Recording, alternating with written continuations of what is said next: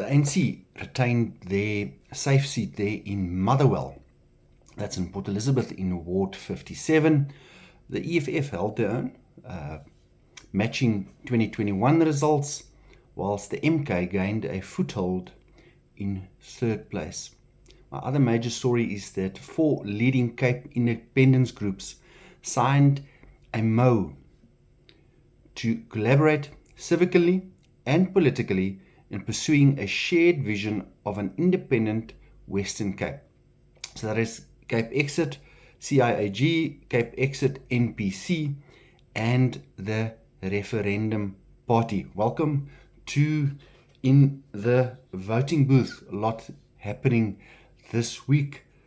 As you know, I am the candidate for Ward 15 in Somerset West in the Western Cape for LGE 2026, and I'm following what's happening in all the by-elections leading up to LGE 2026. It will happen anything between November 2026 and February 2027. As you know, we make some notes so that we are prepared for our session. You can also find us on TikTok, where we summarize this in a 10-minute video.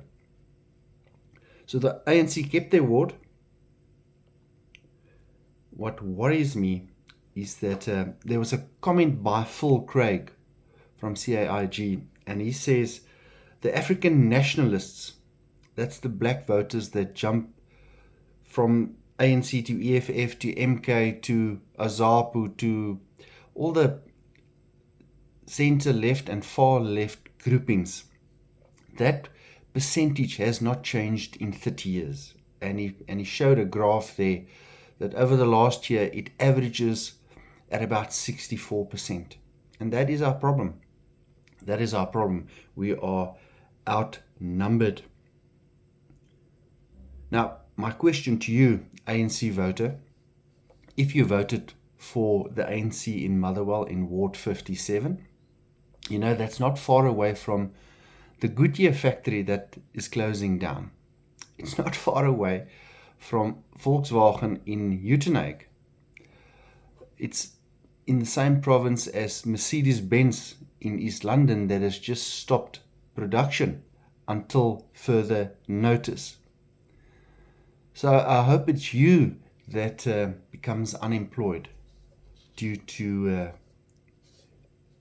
US aid being cancelled, PEPFAR being stopped, and all the assistance, the financial assistance that we get from America that we are going to lose now.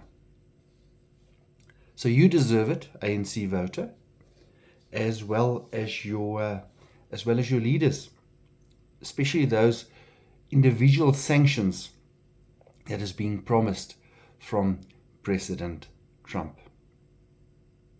Next elections, it will be the 9th of July. That's in Sasolburg.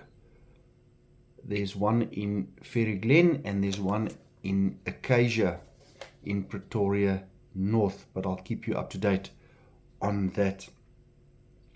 You will see on my TikTok video, I had a screenshot there of AIDS statistics, and I called it the PEPFAR Massacre, because ANC leader, you are killing your own now, not by 10, not by 100, but probably by 100,000 in the next year.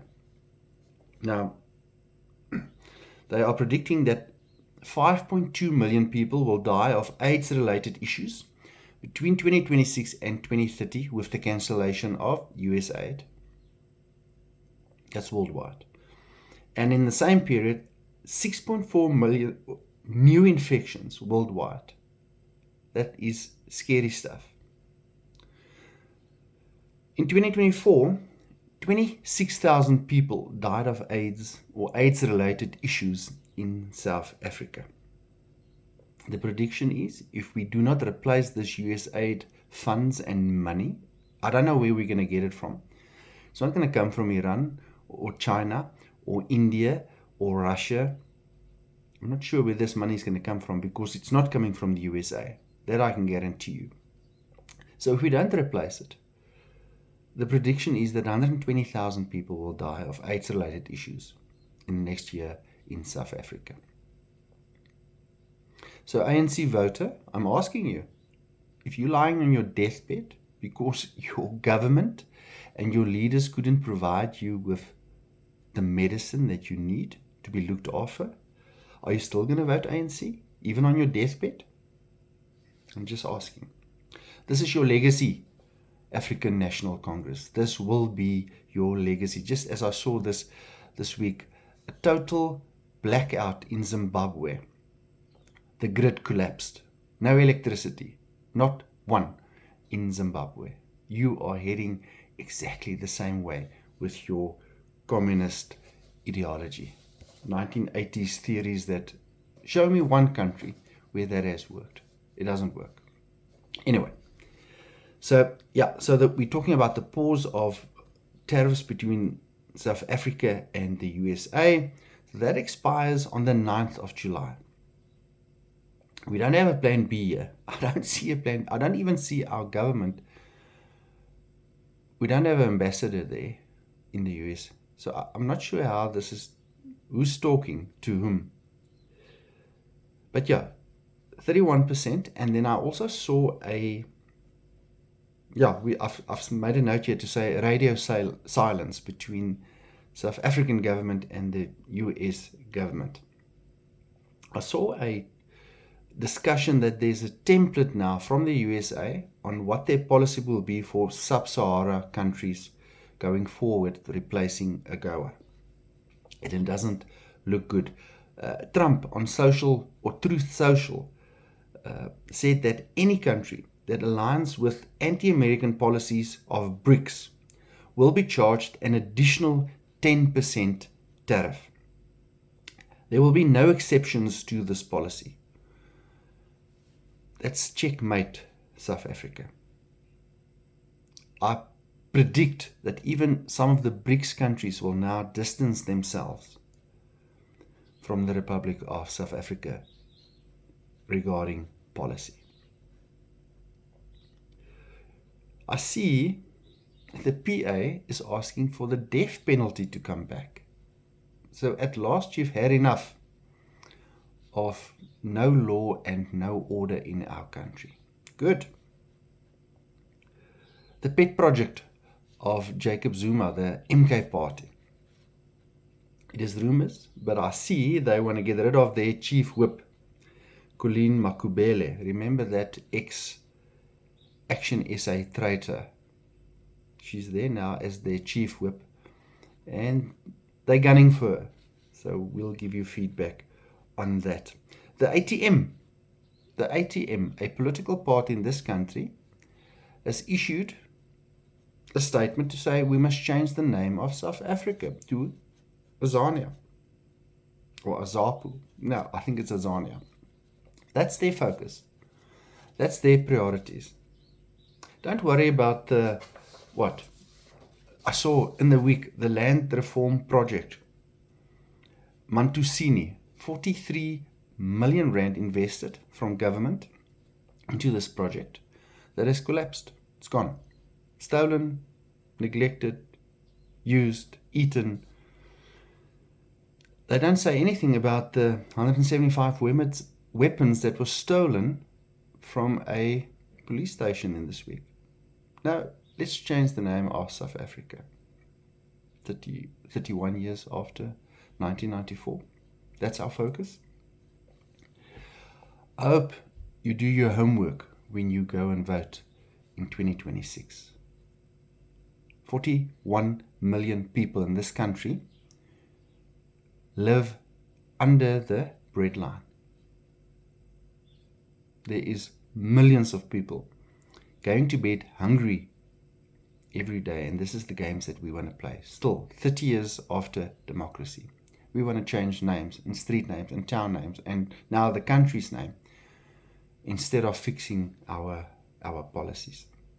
And that is why I am a candidate for CapeXit Party, and why I am a strong believer that we should secede, because we are outnumbered. And I've done the video on what the breakdown is of people that will support a referendum of Cape independence. There's more coloured people supporting this now than white people in numbers.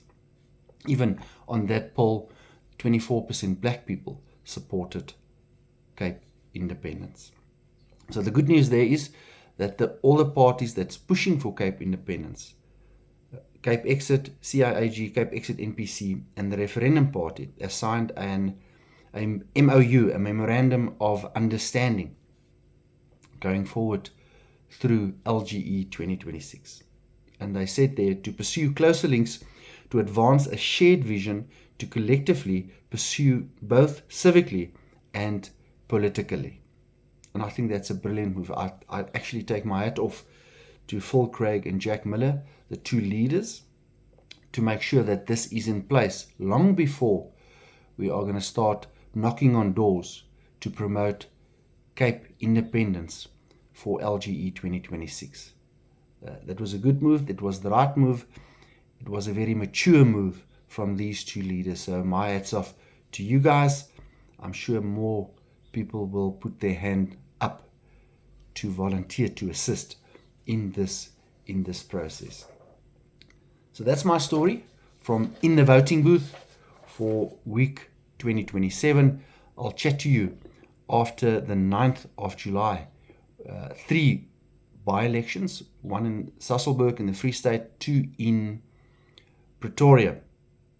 And we'll give you some feedback on that and progress to LGE 2026. As usual, coming to a door near you very soon in Somerset West, Polubay, Ward 15, Somerset West, Cape Independence.